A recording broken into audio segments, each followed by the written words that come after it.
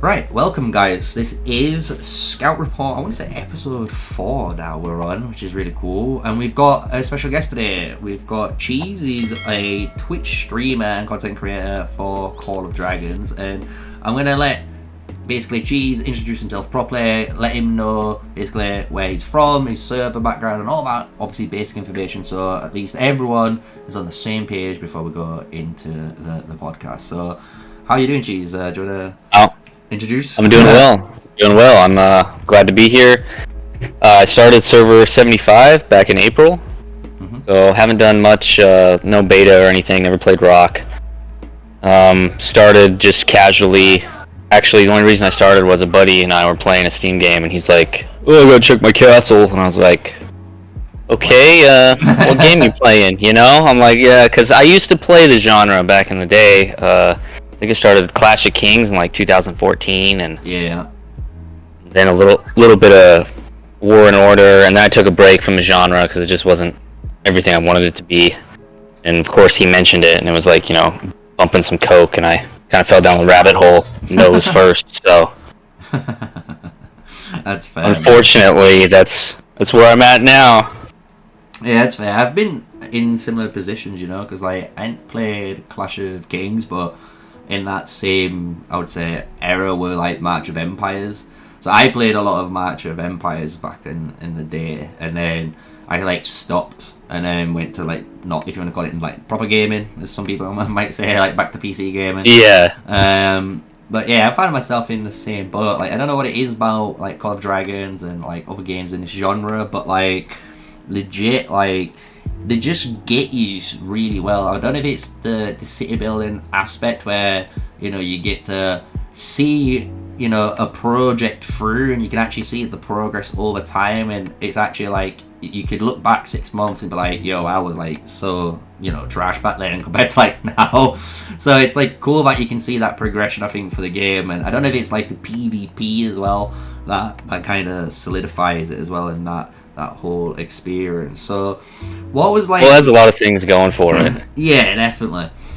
So what was your actual journey in Call of Dragons? Because I know in the screenshot you sent me before, and we was chatting and stuff, that you are 83.9, so they're basically 84 million power. So if people are wondering how strong he is, he's 84 mil.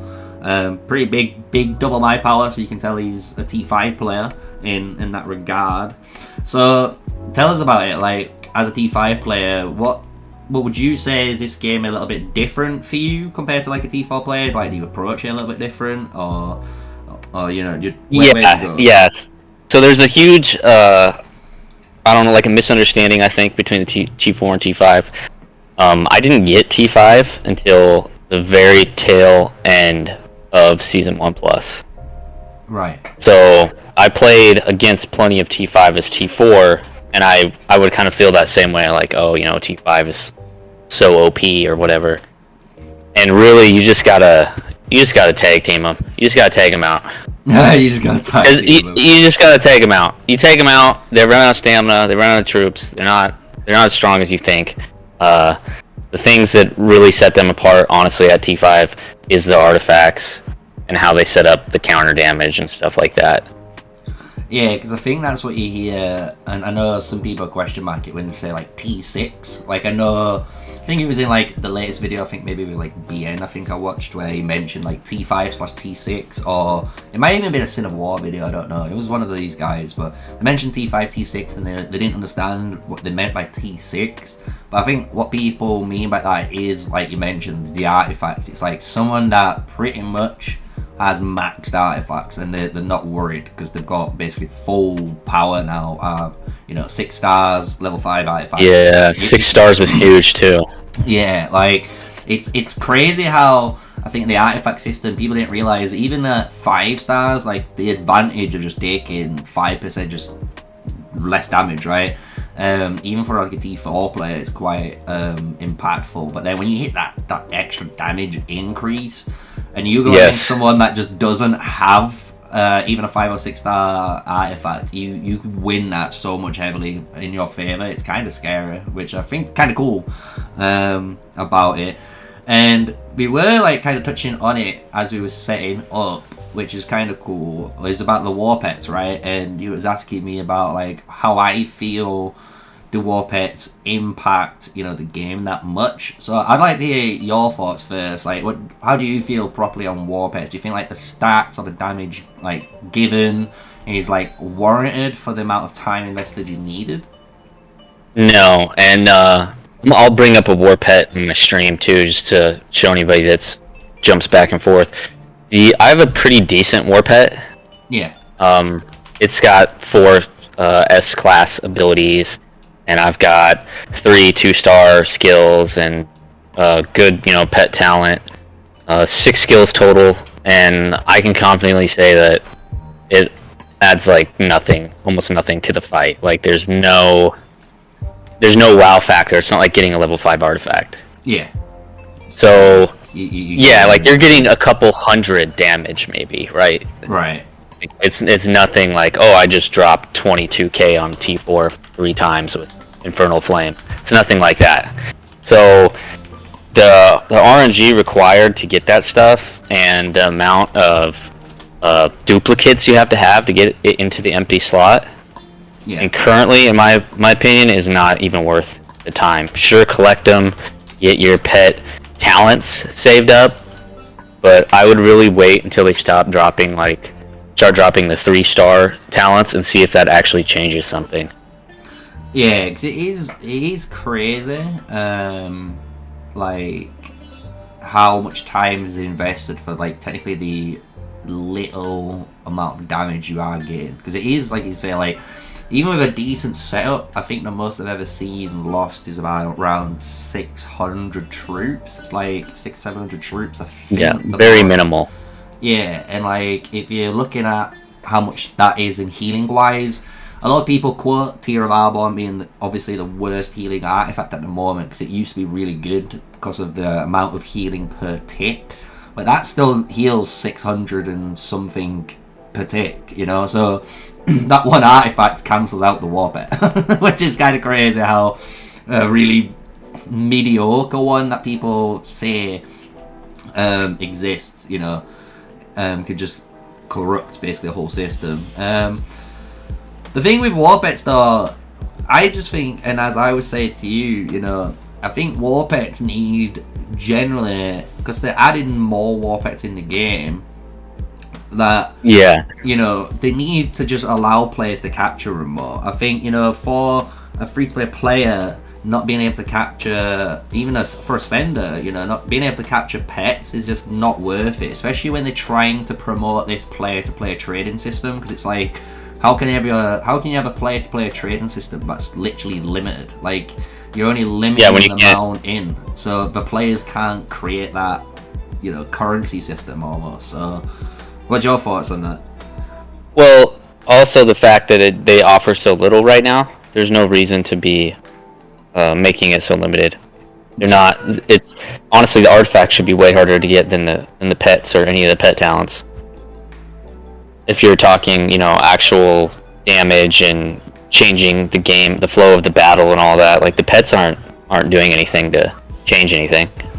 Yeah, that's true. That is true. It's so weird, like legit, how the war pet.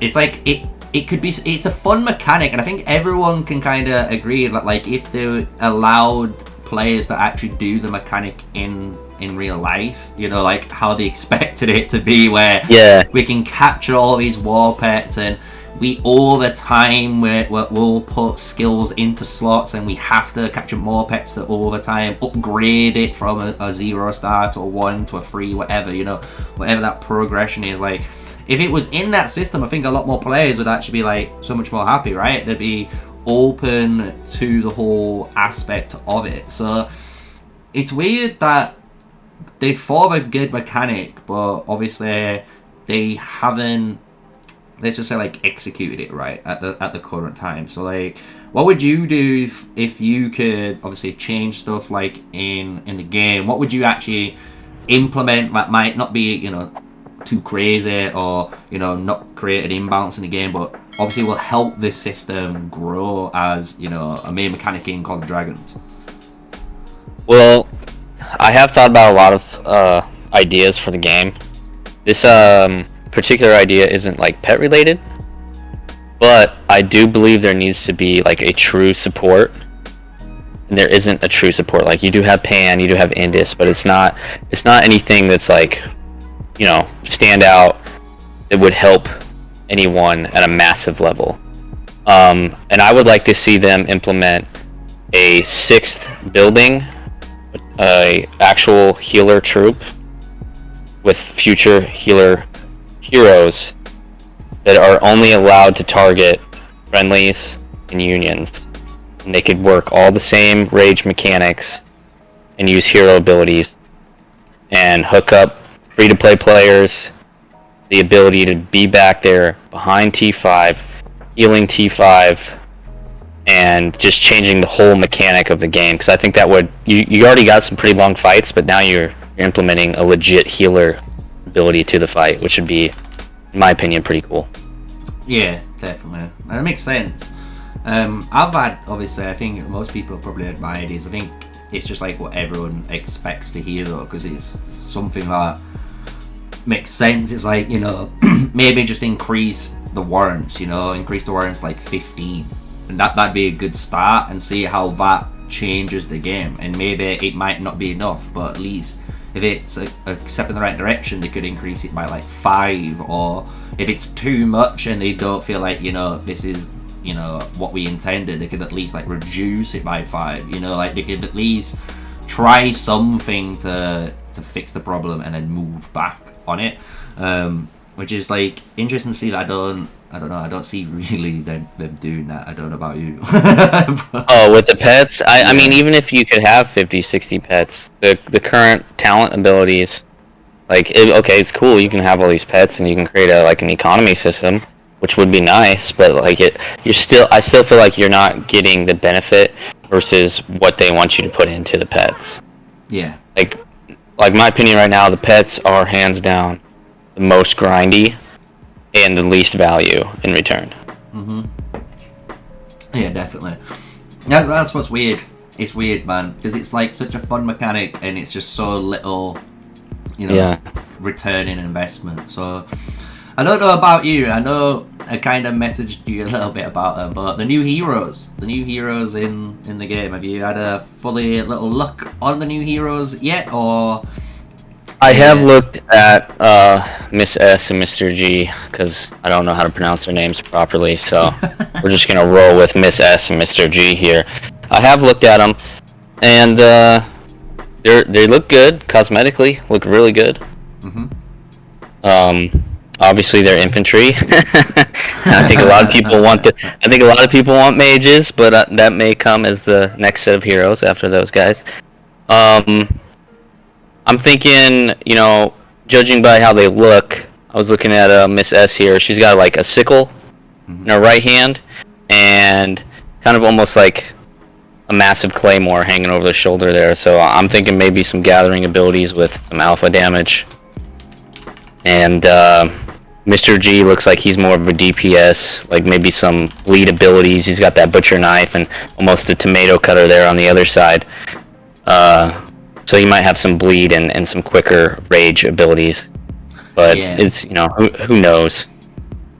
Yeah, it's going to be interesting. I think, like someone just quickly asked, do you think she'll be purple? No, I think both of these are going to be legendary-based hero guys.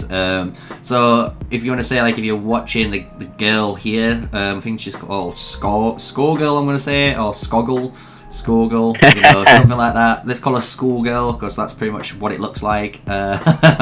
So we've got the Schoolgirl here. She, as someone pointed out, and I did kind of mention this in the video, like this little weapon above us is kind of like the Butcher's Blade artifact.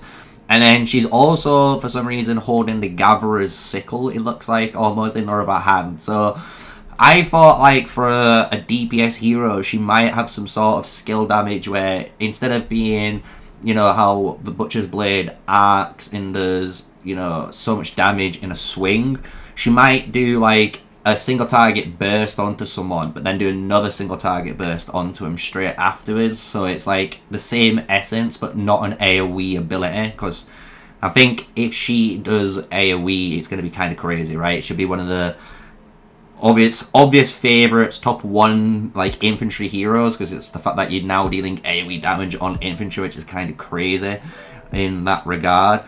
When you look on her stuff, what we know, she is, if I remember, a infantry PvP and tank. So she basically has the exact same talent trees as the Madeline, right? So what I'm gonna go with is basically, what would you expect that kind of first skill to go with? Because if you imagine she might have some sort of tanking capability that could be built into maybe a skill 2 or skill 3 or skill 4, right?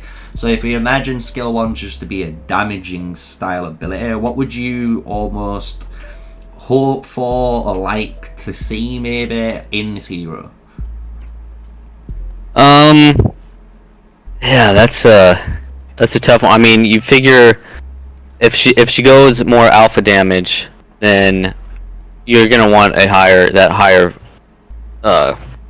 skill ability. You know, you're gonna want 1200 range, or to see something actually hit.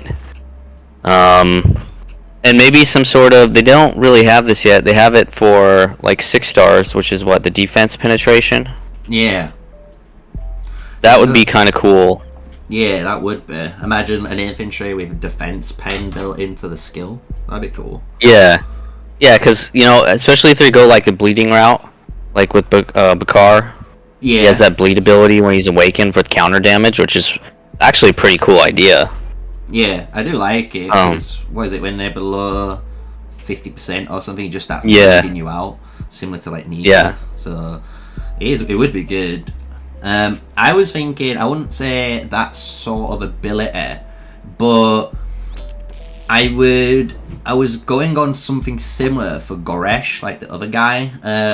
Yeah. Because one thing in like the picture that you notice, and it's a little subtle thing, but I think the little subtleties in the artworks actually tell you a lot about the hero. And like when you look at his arm and shoulders, he has those kind of like spikes coming off him.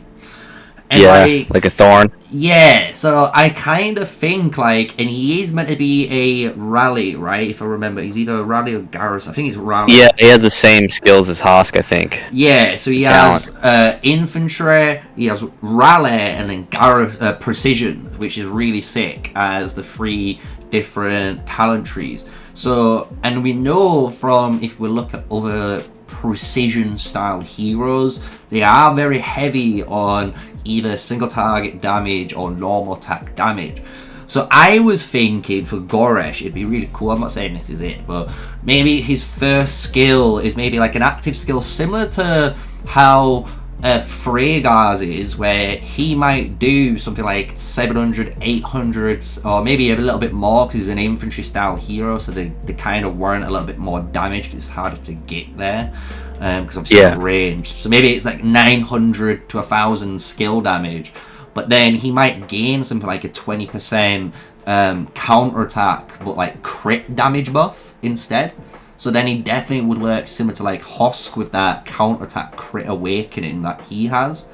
And then you could look at like his other abilities to be something like, you know, when he is surrounded, maybe he deals more damage from, you know, as a rally, or maybe like when he is rallying, he has a bleed effect as well or something. Because it's kind of like trying to work out how this hero is going to do some damage with these like almost like dual machetes and the way he looks, where you're trying to solve the puzzle. So what yeah, because he's got that serrated blade there too, so I was hoping that serrated blade with some bleed ability.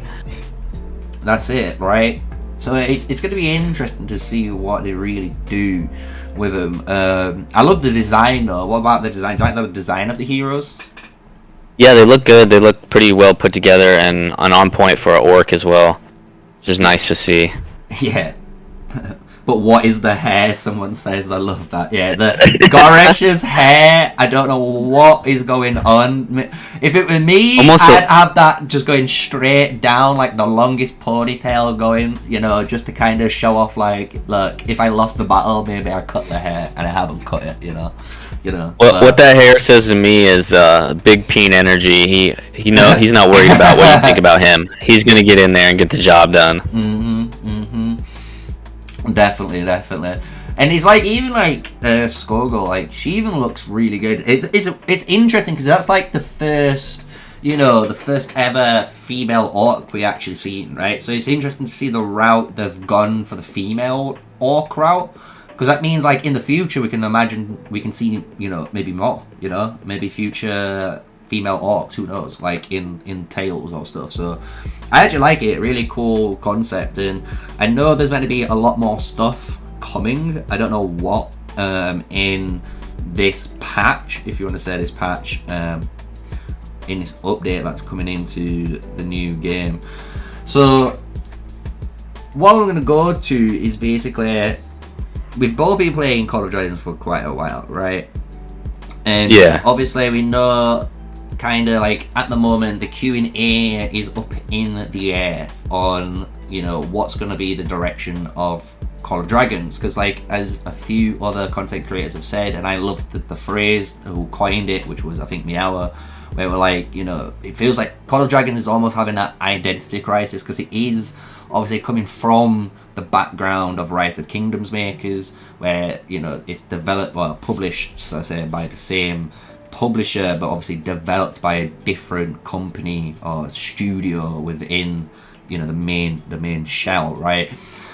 And you can see that with the Q&A, they are leaning towards potentially, you know, maybe not resetting heroes, maybe resetting heroes, but only to a certain level, maybe not resetting artifacts, you know, all these different changes that could be coming to the game. So what would you personally like to see? Do you like, I know some people don't like the concept of the season reset, but do you like the point of season resets? Do you enjoy the fact that it is kind of like set to be a fair game mode where activity is rewarded compared to obviously everyone who just spends away and maintains everything they've had? So what's your thoughts? Like, what would you potentially look at the game to improve? Well, I do like a little bit of a reset, but I don't think like certain things like the artifact levels. Like, I've grinded my artifact levels every season to 60. I don't buy the dust or anything because I think that's silly, because it's just going to get reset, right? Yeah. And I put a lot of work into the artifacts. I don't think the artifacts need to be changed. And honestly, if everyone's heroes remain the same and their artifacts remain the same, if they're active, they're active. So it's not changing anything. It's just making it to where you can go to war quicker instead of sit in a shield for 3 days and have that stamina race trying to get, you know, down Dragon Trail and all that jazz. I wouldn't mind it not resetting, just because there's already enough of fighting and gathering in this game if you're in an active server. Maybe if you're not in an active server, I could get the, oh, well, I need something to do, but yeah, I haven't had that issue. I've watched fights go on for over 11 hours. Yeah, because it is weird, because the thing is, it's like people might be like, if you don't have a season reset, what's going to happen? Because the problem is then, I'm not going to lie, I feel like you lose so much about the game. Because you got to think like, well, if I don't have to level up heroes anymore, I can just get my heroes to level 50 really quickly, which I can do already now, because I'm at the end of season. And then at the next season, what's the point of all the patrols and all the barbarian style content on the map? Because then it just becomes irrelevant and it's dead.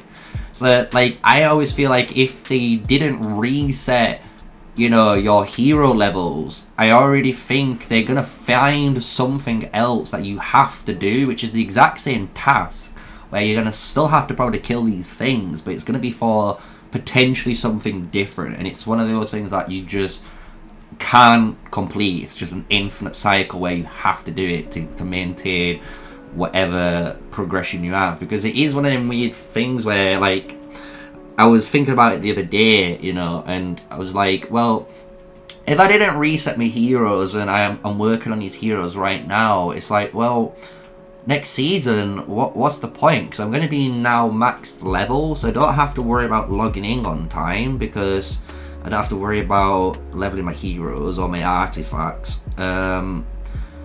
I know I can, like you say, go straight to war, which is a really big deal when it comes to PvP aspects, especially for Call of Dragons, right? But then I'm there, and I was like, what am I actually gonna do? What actually am I gonna do then? You know, because I'm not gonna lie, and everyone can agree, you know, Call of Dragons is still in early development, so it doesn't have realistically enough events every single day that you can be doing that keeps you in the game for a long enough amount of time to play it, right? Because that's the whole point of the game developer, right? The game developer wants to create a game so you can spend more time in the game, enjoy the game. Who knows, you might become a spender, you might not become a spender, right? But the whole goal is to get you to play the game, right? So I feel like it's almost counterintuitive, you know what I mean? Yeah, I mean, I wouldn't be bad resetting to like level 30 or something, because that's still a lot of XP that you have to grind. That wouldn't be too bad. And I get the point, yeah, because now you don't have that early game. Maybe it's just because I've been at like a R5 or R4 position the whole time I played, so like you're always doing something.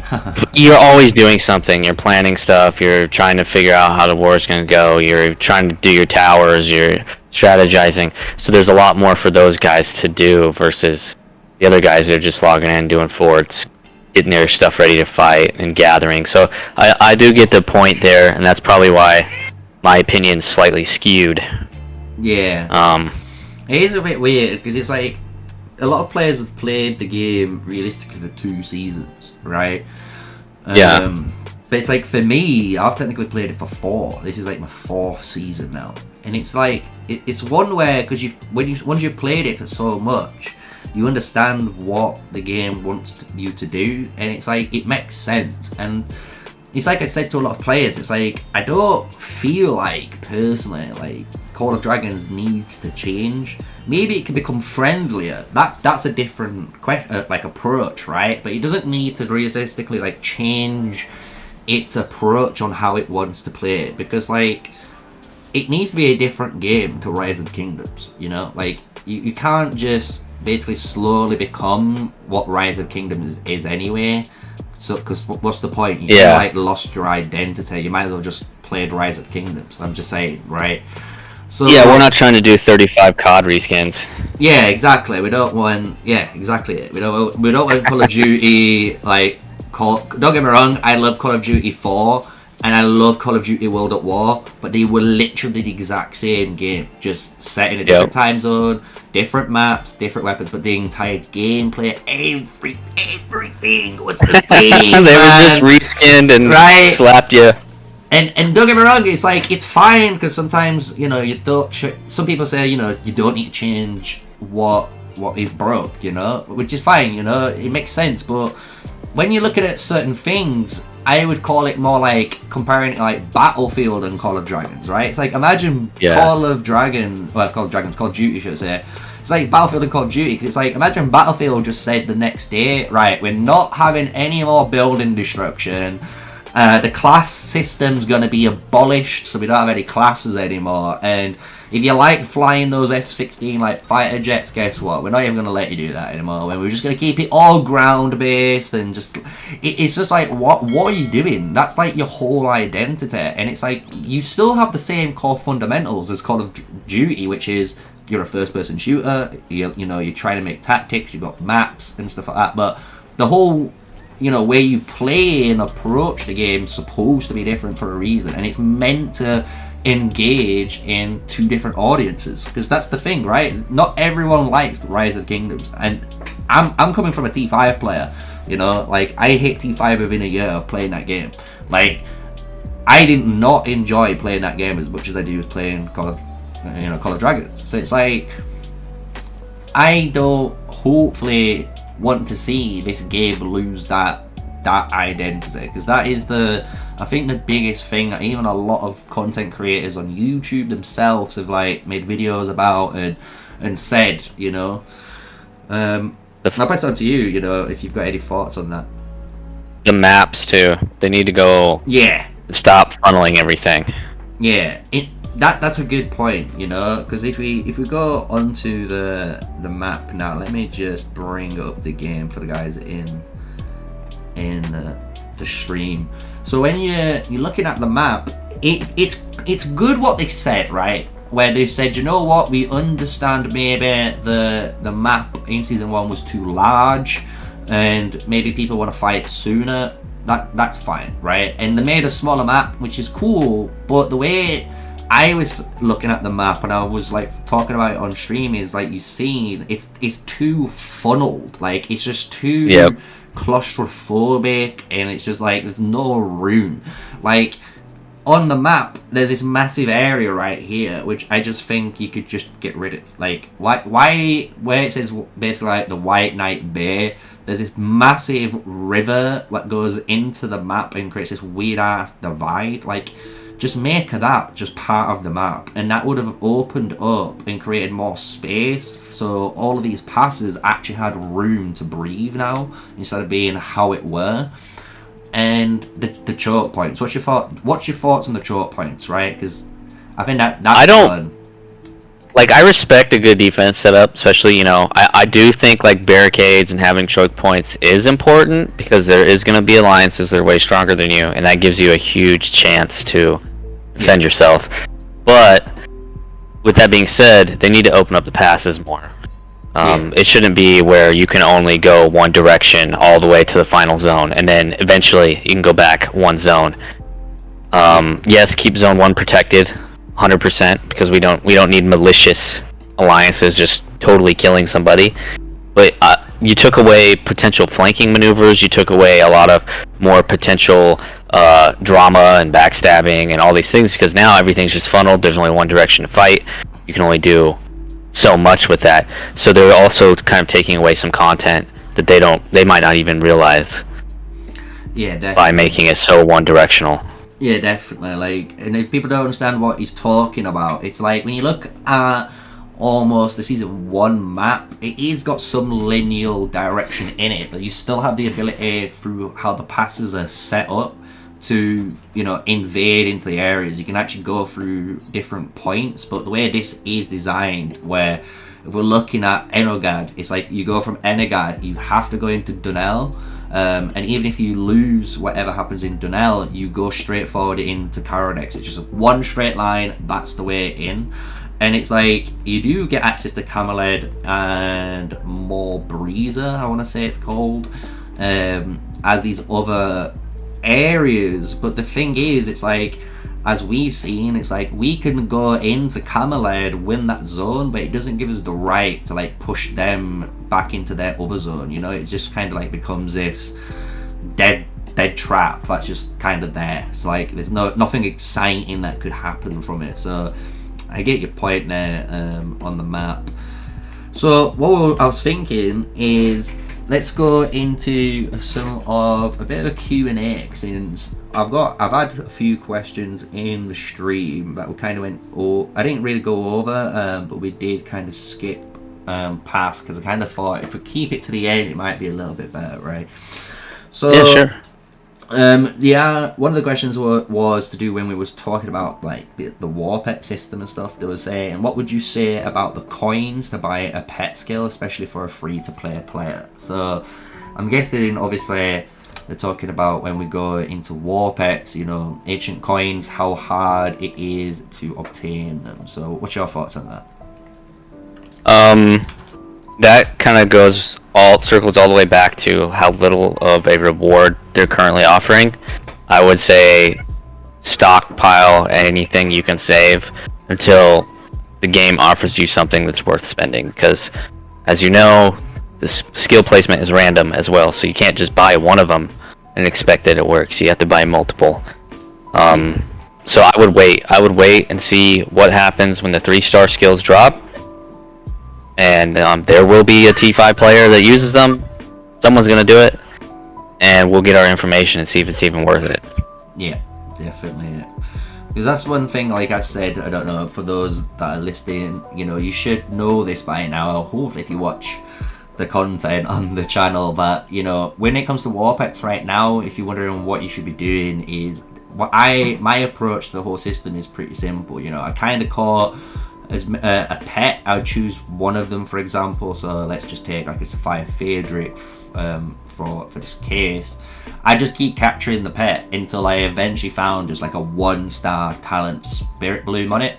And I was like, right, that's good enough for now. I'm not going to try and go for 2 stars or 3 stars. It's going to be ludicrous to do that. So if I can focus on that 1 star, is a great, you know, push for your accounts. Then, you know, you can just slap on these 0-star kind of skills and see how well, or if it is worth it or not, right? And then once you've got that pet, what I've done is regenerated off it. So, and I was mentioning this to you before you went on the podcast. It was like, my advice realistically now is to regenerate pets. Try and get, you know, at least, you know, 1 pet of each type. So, you know, each Phaedric, each bear, each type of bird and lizard. Yep. Just try and get each one of them and get them regenerated to the best stats you can possibly find right now on your base attributes. Because, like, what you can be doing is getting these base attributes already, and hopefully, maybe in the future, they might change this war pet system to be better, where it's actually worth your time and, you know, the investment's actually decent instead of hopefully not lackluster as it is right now. And then what you can do then is basically, if you do capture a 2 or 3 star pet, you already have that regenerated legendary set up ready to go, and you can just hopefully inherit that 3 star or 2 star skill onto that pet and start cooking, basically. And you basically get like that spike almost in your account by doing it that way. That's how I have approached the war pets in this. So, well, when you're talking skill, are you just talking a random skill in general, or are you talking the actual pet specific talent skill? Yeah. So make sure, like, so what I would do is, if I was got the Sapphire Phaedric, I'd keep capturing Sapphire Phaedrics until I eventually found a 1-star Pain Blue skill, and then I would just use that with 0-star skills for now and just have fun, and you're not investing too much of your time. And what you can be doing is, basically what I'm doing is just capturing pets, seeing if it's got a skill that's that you need, or if it's an upgraded Spirit Bloom maybe, or Pain Bloom should we say, and then, you know, you can either release it or upgrade upwards, basically. That's how I'm looking at things right now. But most of the time, I'm in that's how I've done it too. Yeah, we're just in that recycling mode right now until we figure out what goes on. Because, like I say, if you do that, at least, you know, you've been hitting those skills, you've been creating, you know, a nice pet to work from. So then in the future, it might be 6 months down the line, it might be 8 months down the line, who knows how long it might take for someone to get one, you know, even for yourself, right?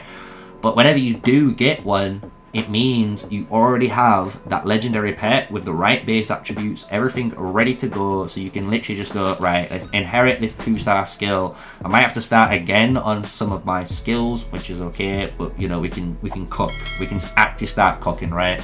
So that's how I look at the war pets at the moment in the game. Yeah, I agree, absolutely. Talent's number 1. Let's have a look, see if there's any more questions. Did Cheese say where he was from? Yeah, I did answer that, I know, in chat where you said you were server 75. Yeah. You're currently in server 77, is that what I read on your profile? So, yeah, it's done a little migration. You know, everyone migrates, expects to at least once, which ain't too bad. I know one thing that was, I'm going to leave this for the last point of the podcast. I know there's a little leaked video, like I say, a little leaked info about the patch notes that's coming out and stuff. And there is a new artifact coming out, and it is an infantry based artifact. So I would like to hear if you could make an infantry based artifact right now off the top of your head, or what you would like to see an infantry based artifact to have. What would it be? Because it could be this one. You know, your dreams might be coming true in the next couple of weeks, who knows? I would go for increased counter damage. An increased counter attack damage. Because infantry doesn't have a high attack ability in general. But if you have T5s or T4s, they tank really well, so you could add that counter damage on there and get your damage output that way. Yeah, Do you know what? It's weird. Talking about this is I'm gonna pop it on screen. Is the artifacts. People were always skeptical about stuff like this because when you look in artifacts, for example, there is one isn't a counterattack damage one, but if you've ever looked at it, the blue veteran's diary, like a lot of people have wondered how good this could actually be, because if you think about it, it's an artifact that gives you a bunch of attack. It's a blue artifact, but its ability is to give you 60% increase in normal attack damage dealt for 10 seconds, which is kind of ridiculous, right? So like, I would love to see this style, like you said, a counter-attack style, maybe with something else in. That'd be cool. I don't want this infantry artifact to be it, but I kind of wish they added maybe a second infantry artifact in the game where it replaces that Harlequin's mask, you know, the taunt one for the taunt, yeah. I'd love to see something in the purple category is fine, or a legendary one would be fine, but if you made a legendary one, I would hope and pray that it would actually put it in the dark chests, like the Ancient Roots and the Lucia Horn, you know, the PvE. Yeah, they style, should. Right?